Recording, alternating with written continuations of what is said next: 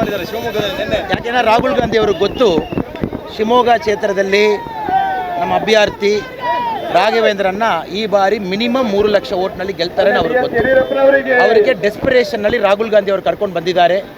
ನಿನ್ನೆ ಏನು ಕಾಮಿಡಿ ಆಯಿತು ನಾವು ನೋಡಿದ್ದೀವಿ. ಟ್ರಾನ್ಸ್ಲೇಷನ್ ಅರ್ಧದಲ್ಲಿ ಚೇಂಜ್ ಮಾಡಿದರು, ಏನೇನೋ ಮಾಡಿದರು. ಅಷ್ಟು ಕಾಂಗ್ರೆಸ್ ಡಿಸಾರ್ಗನೈಸ್ಡ್ ಆಗಿದ್ದಾರೆ. ಖಂಡಿತವಾಗಿ ಶಿವಮೊಗ್ಗದಲ್ಲಿ ರಾಘವೇಂದ್ರ ಅವರು ಜನಪ್ರೀತಿ ಎಲ್ಲ ಕಡೆ ನೋಡ್ತೀವಿ.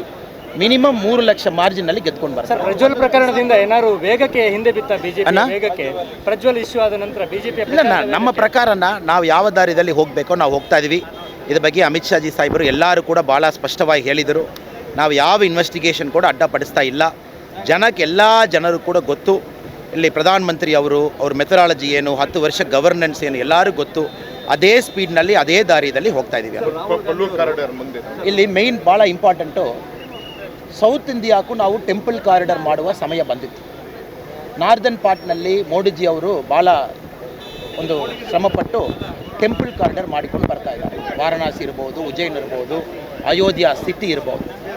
ನಾವು ತಮಿಳುನಾಡು ಪ್ರಚಾರದಲ್ಲಿ ಕೂಡ ಹೇಳಿದ್ದೀವಿ, ತಿರುವಣ್ಣಾಮಲೆಯಲ್ಲಿ ಕಾರಿಡಾರ್ ಮಾಡ್ತೀವಿ. ಇಲ್ಲಿ ನಮ್ಮ ಅಭ್ಯರ್ಥಿಯವರು ಭಾಳ ಕ್ಲಿಯರ್ ಆಗಿದ್ದಾರೆ. ಕರ್ನಾಟಕದಲ್ಲಿ ಕೊಲ್ಲೂರು ಕಾರಿಡಾರ್ ಮಾಡುವ ಸಮಯ ಬಂದಿತ್ತು. ಕೊಲ್ಲೂರು ಒಂದು ಕಾರಿಡಾರ್ ಮಾಡಿ ಇಲ್ಲಿ ಮೋದಿ ಅವರೇ ಕರ್ಕೊಂಡು ಬಂದು ದೇವಿಯವರು ದರ್ಶನ ಮಾಡಿಸಿ, ದೇವಿ ಖಂಡಿತವಾಗಿ ಮೋದಿ ಅವರಲ್ಲಿ ಕರೀತಾರೆ. ಖಂಡಿತವಾಗಿ ಕೊಲ್ಲೂರು ಕಾರಿಡಾರಲ್ಲಿ ಆಗ್ತದೆ. ಅದಕ್ಕೆ ನಾವೆಲ್ಲ ಜನರಲ್ಲಿ ಕೂಡ ಬೇಡಿಕೆ ಮಾಡ್ತಾ ಇದ್ದೀವಿ. ಬೈಂದೂರು ಕ್ಷೇತ್ರದಲ್ಲಿ 1 ಲಕ್ಷ ಮಾರ್ಜಿನ್ ಬೈಂದೂರು ಮಾತ್ರ ಕೊಡಬೇಕು. ಅಷ್ಟು ಪ್ರೀತಿ ಇದರಲ್ಲಿ ಇಂಟರ್ನ್ಯಾಷನಲ್ ಡೆಸ್ಟಿನೇಷನ್ ಆಗಿ ಕೊಲ್ಲೂರು ಚೇಂಜ್ ಆಗ್ತದೆ. ಒಂದು ಪಕ್ಕಾ ಪ್ಲ್ಯಾನ್ ನಮ್ಮ ಕೈನಲ್ಲಿ ಇದೆ. 100% ನಾವು ಮಾಡಿಯೇ ಮಾಡ್ತೀವಿ.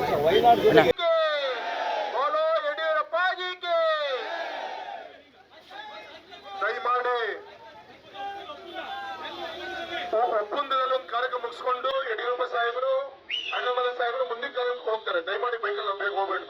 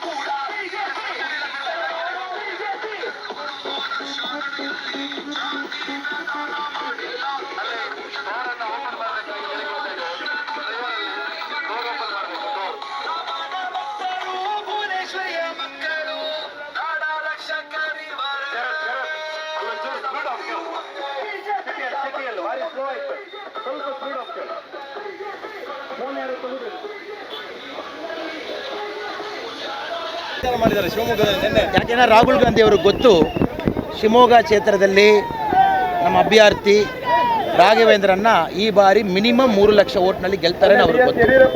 ಅವರಿಗೆ ಡೆಸ್ಪಿರೇಷನ್ನಲ್ಲಿ ರಾಹುಲ್ ಗಾಂಧಿ ಅವರು ಕರ್ಕೊಂಡು ಬಂದಿದ್ದಾರೆ.